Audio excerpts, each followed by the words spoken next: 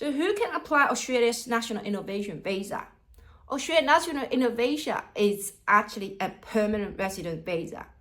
It doesn't require you to have a work sponsorship. So it's an independent visa. The Australian Home Affairs will grant you Australian permanent residency based on your skill, or whether you're a good professional or not. So they have a few categories. This includes researchers, professionals, athletes, creatives, innovators, entrepreneurs, and investors. So basically, it includes all occupations except trades. Of course, not all occupations will be eligible for the National Innovation Visa.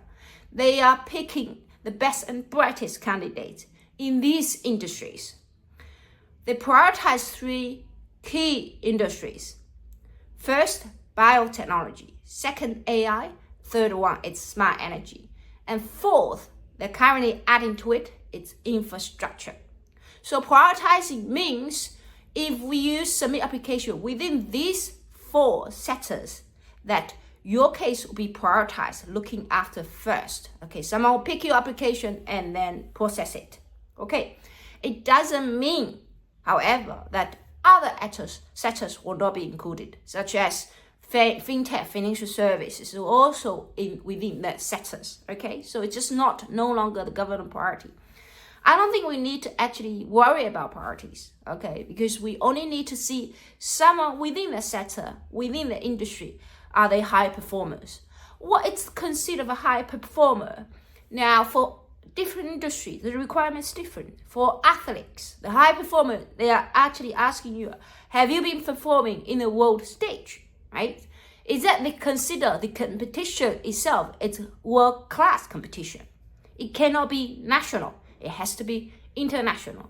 But it doesn't have to be, if you're a sport, athletes, it doesn't have to be Olympic level of world campaign. You don't have to be. Of course, I'm saying if you are, campaign, you are the first winner and you won in Olympic Games, then 100%, I'm very confident with that. But what I'm trying to say is, it doesn't have to be the world class like Olympic level. But it doesn't need to be, it cannot be national. It cannot be just within your own country. When we say national, means on your own country. It can be regional, but it still has this international repetition, right? So meaning that level of competition, that it's kind of world class. Okay, so that's really important. Some people just say athletes, we have to be Olympic level. It doesn't have to be. Now, does that need to be individual awards? No, it doesn't. If you play football, then it's not individual awards. Your team won, okay? Does it need to be gold medal? It doesn't need to be gold medal. Of course, gold medal is best. We are considering the best performers, silver, right? That will be considered as well. Now, the most fundamental part is really not about just awards itself or competition itself or world class itself. It is really about whether this sport, this activity relates to Australia, right? If you're a swimmer, 100% Australia wants that. So if you are a footballer, 100% Australia wants it. Some of the sport games Australia are not prioritizing because we haven't been anyone winning in this game. And we don't want to see that's the only us we will see, okay? So seeing things really different, considering age, especially in sport, age, your performance, your current performance, and your past performance. So if someone were really great, top athletes, but they are retired, probably just 35 years old. I'm not saying that retire 40 age, but they're not doing anything related to that sport. This is no longer related to that sport anymore. Now, this is not relevant to Australia, right? Do we need someone to be really active athletes? Right? They are still playing on field. This is really unlikely. People ask me this question, oh, can I apply? I'm a coach now, can I still apply? 100%. Because most of the time, when you are active athletes, you have a signed contract with your club. That means binding contract. You need to serve them for 5 years or 3 years. Then you cannot come to anywhere without finishing the contract, completing the contract. So it's most likely that these athletes, you are a coach now. But when you are a coach, we are really thinking about that it's different elements of that. So we, of course, want to say past performance, and that what kind of team are you needing to, right? You can need your team to the global stage. That's considered as high performer as well. Now, how about a coach? They're actually needing the whole team to a world-class stage. And one of the team members maybe won some kind of award. Is that related to you? We need to look at this into different manners. So first of all, it's past performance. So if your past performance is not world-class, it really doesn't matter. And then, of course, we want to see you as head coach, right? So within the sport team, you might have some kind of trainers and coaches, quite a few. If you're just one of the coaches and you are not a world-class athletes, then that's not Australia wants. They want you to perform well in the past and then taking a world-class team and your head coach as well. So we need to really think about that way of combination of two. And most time when I make a judgment on that, it's really about the common sense, right? If you present your story to a group of students, which is maybe year 10, would they consider you as a hero? Would they consider your story as inspiring? Okay, this is what national innovation wants. Okay, national wants someone it's beyond peers, right? So within the same industry, within the same sport game, can you be very certain that you represent the national interest? You are performing well, even you're a coach. So I want to really specifically share information with someone who's athletes and who's someone's a coach. And I understand there's quite a few sport games there. And some of sport game, that's what Australia wants. Some of them are not. Because Australia, for instance, if you're a ski athlete, then perhaps it's really difficult for you to present the best case for Australia because we don't have a team here, right? And how can you represent Australia in the future? What they really want is you can bring up Australian standards.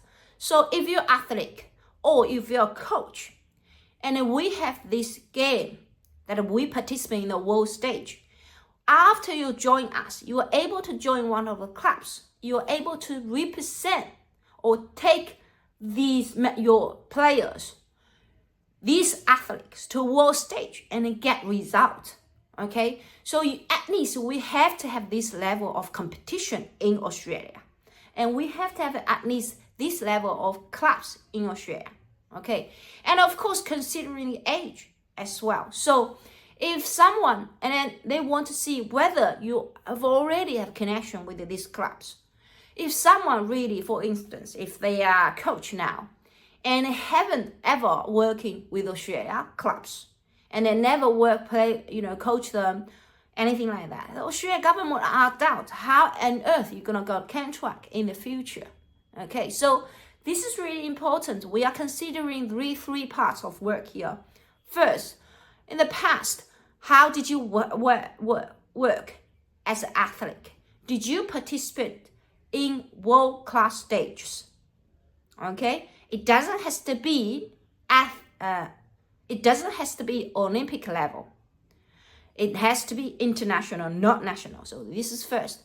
Second, how well you are doing now as a coach. What kind of team you needed to the result they are getting. Okay, if you're taking them to different kind of competition, what kind of result you're taking. How well you work in that club. Are you a head coach or are you just one of coaches? How important of your job within that team, okay? And third, the future contribution you're going to bring to Australia teams. Do we participate in this world class? Have you communicated with any other clubs there? What kind of working relationship? It doesn't have to be permanent. It can be temporary.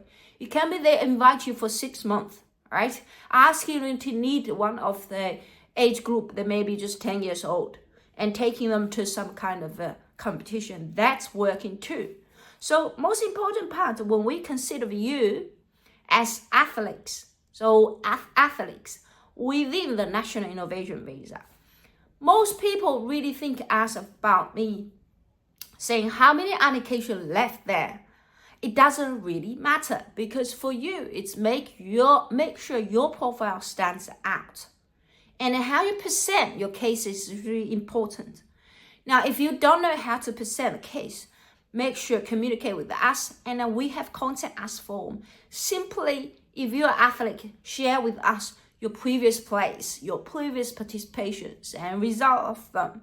And then if you don't know how to communicate with Australian clubs, which we did in the past, also communicate with us. And in that, it's really important that you are making a complete application. You won't have a chance to add further information after your expression of interest. It's actually submitted. So we only have two stages here. One, it's of course, apart from state government, we have 3 stages. One, it's apply your expression of interest through state government application, through the registration of interest, our application. Second, after they interest in you, they ask you further questions.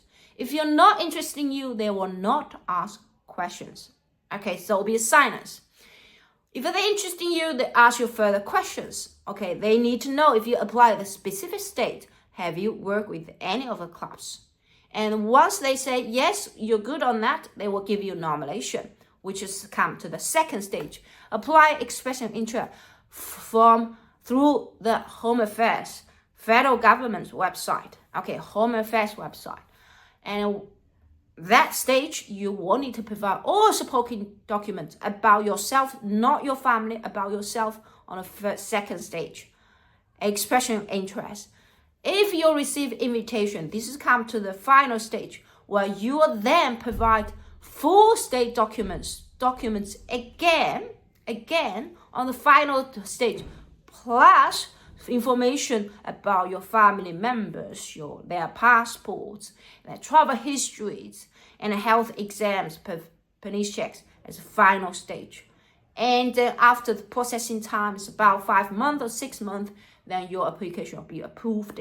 So this has come to 3 stages, working as an athlete or coach to apply National Innovation Visa.